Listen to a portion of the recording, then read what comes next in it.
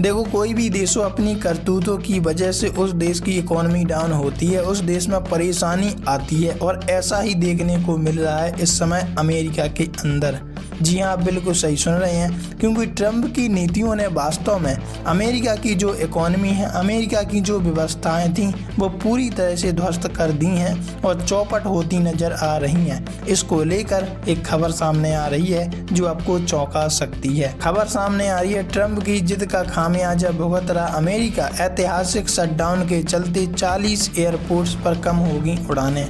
Shutdown के चलते air traffic controllers की भारी कमी हो गई है। न्यूयॉर्क, नेवार्क, लिबर्टी और लेगिडिया एयरपोर्ट पर पहले ही स्टाफ की कमी के कारण उड़ानों पर पाबंदियां लग चुकी हैं। अमेरिका में चल रहे देश के सबसे लंबे सरकारी शटडाउन का असर हवाई यात्रा पर पड़ रहा है।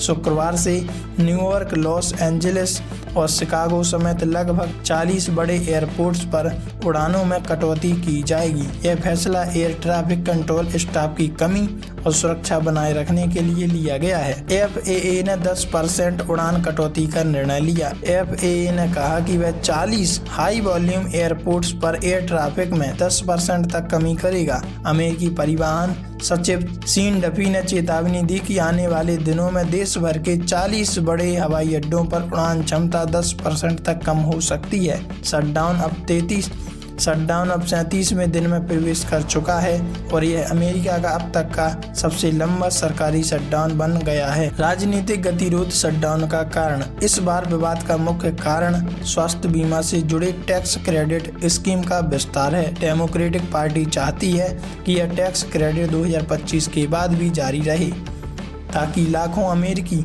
सस्ती हेल्थ इंश्योरेंस ले सकें। वहीं रिपब्लिकन पार्टी, जिसके नेता डोनाल्ड ट्रंप हैं, इस विस्तार का विरोध कर रहे हैं। इसके चलते सरकारी बजट और अमेरिका 1 अक्टूबर से शटडाउन की स्थिति में चला गया। एयर ट्रैफिक कंट्रोलर्स की कमी और उड़ानें प्रभावित। शटडाउन के चलते एयर ट्रैफिक कंट्रोलर्स की भारी कमी हो गई है। न्यूयॉर्क के JFK, नेवार्क, लिबर्टी और लागार्डियो एयरपोर्ट पर पहले से ही स्टाफ की कमी के कारण उड़ानों पर पाबंदियां लग चुकी हैं।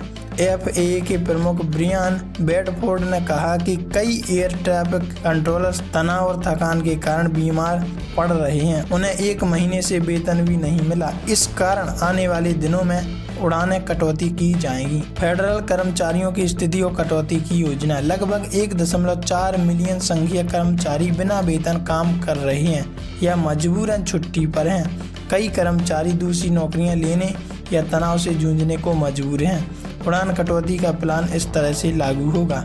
शुक्रवार को घरेलू उड़ानों में 4% कमी, शनिवार को 5% कमी, रविवार को 6% कमी और अगले सप्ताह 10% तक वृद्धि हो सकती है।